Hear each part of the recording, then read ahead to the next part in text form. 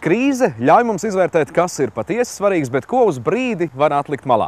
Neapšaubām viens no vērtības stūrakmeņiem, kas veido cilvēka konkurētspēju darba tirgū un palīdz rast racionālāk risinājums dažādās sarežģītās situācijās, protams, ir viņa izglītība. Viena no 1000 pasaules labākajām biznesa augstskolām atrodas Latvijā. Tā ir banku augstskola, kurā studenti apgūst zinības finansēs, grāmatvedībā, uzņēmējdarbībā un citās ar to saistītās jomās. Banku augstskola ir uzņemta prestižajā organizācijā European Foundation for Management Development. Šis status tiek piešķirts tikai tām skolām, kuras jau ir pierādījušas savu darbības kvalitāti, sasniegušas augsta studiju līmeņa standartus un ir aktīvi iesaistījušās studentu un akadēmiskā personāla starptautisko apmaiņu programmās. Ikvienam, kurš ierodas banku augstskolā pirmoreiz, ir iespēja noskaidrot visu par studijām uzreiz pie ieejas esošajā informācijas centrā.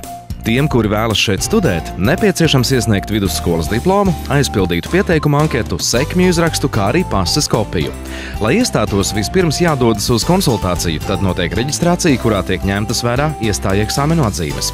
Pēc tam notiek imatrikulācijas komisijas sēde, kurā piedalās mācību spēki, un tad jau uzņemtie studenti tiek aicināti noslēgt līgumu. Augstskola saviem topošiem studentiem piedāvā arī sagatavošanas kursus. Garie ilgst no oktobra līdz pat aprīlim, bet īsie notiek aprīlī. Tāpat Rīgā tiek rīkotas bezmaksas publiskās lekcijas 2 reizes mēnesī par dažādām ar finansēm saistītām tēmām.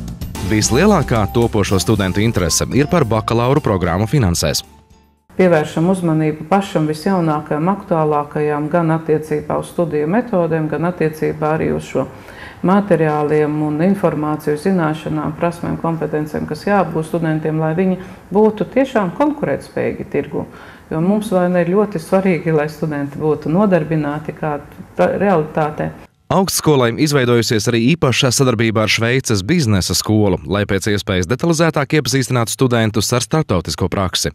Rektori atzīst, ka banku augstskolas studenti ir gaidīti Šveices banku sektorā un ir pārliecināta, ka bez studijām ārvalstīs pilnvērtīga izglītība nav iegūstama. Un tā ir vispār nepieciešamība, jo mūsdienās students, kas nav studējis ārpus valsts, nevar tikt uzskatīts, ka viņš ir izglītots cilvēks. Viņam ir jāgūst pieredze, globalizācija mums neļauj jau vairs nodalīties no tās vispārējās pasaules.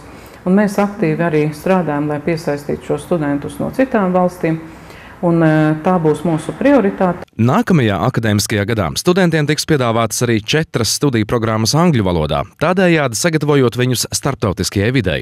Angliski būs iespējams studēt profesionālo studiju programmā finanses un 3 maģistra profesionālajās studiju programmās – starptautiskās finanses un banku darbība, uzņēmumu vadīšana radošajās industrijās un privāta kapitāla pārvaldīšana. Pašlaik augstskola vienā studiju gadā gatava uzņemt 600 līdz 700 studentu. Viņiem pieejama moderna lasītava ar datoriem un literatūra angļu un latviešu valodā, kā arī bibliotēka, kurā ir plašs grāmatu klāsts par uzņēmējdarbību, banku sektoru, mārketingu un sabiedriskajām attiecībām. Vienā ēkā ar augstskolu atrodas arī studentu viesnīca 150 vietām. Studenti var dzīvot ērtos 2-vietīgos, 3-vietīgos un 4-vietīgos numuriņos.